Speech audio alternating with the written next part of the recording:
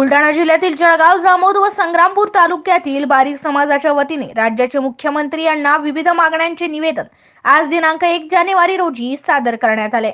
महाराष्ट्र राज्यासह संपूर्ण देशात बारी समाज वास्तव्यात असून राजकीय दृष्ट्या दुर्लक्षित असून समाजाचा आर्थिक, शैक्षणिक, सामाजिक व राजकीय विकास व्हावा या दृष्टीने जळगाव, जामोद व संग्रामपूर तालुक्याच्या वतीने बारी समाजाच्या सर्वांगीण विकासाकरिता समाजाचे संत श्री स्वरूप लाल महाराज यांच्या नावाने आर्थिक विकास महामंडळ सुरू करण्यात यावे।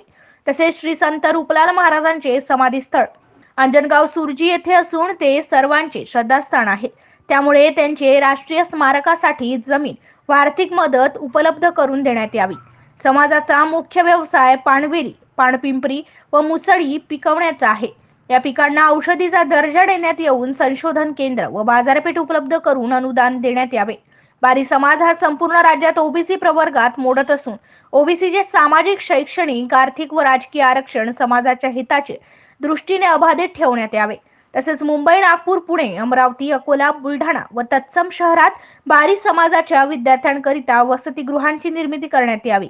अशा विविध मागण्यांचे निवेदन आज उपविभागीय अधिकारी यांच्या मार्फत मुख्यमंत्री एकनाथराव शिंदे यांना देण्यात आले। निवेदनावर श्रीकृष्ण केदार, श्याम डाबरे, बळीराम धुळे, अशोक काळपांडे, अर्जुन घोलप, तुकाराम काळपांडे, बळीराम धुळे, गुणवंतराव कापले, नारायण कोथळकर, कैलास डोबे, शालिग्राम मिसाड, पांडुरंग म्हस्के, डॉक्टर ढगे, अजय वंडाडे, गोपाल कोथळकर, पवन अस्वार, रमेश बानाईत यांच्यासह अनेक समाज बांधव उपस्थित होते।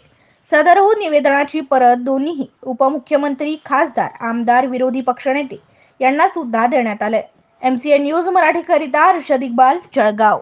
बारी समाजाला विकास महामंडळ मिळालंच पाहिजे। रूपलाल महाराजांचे स्मारक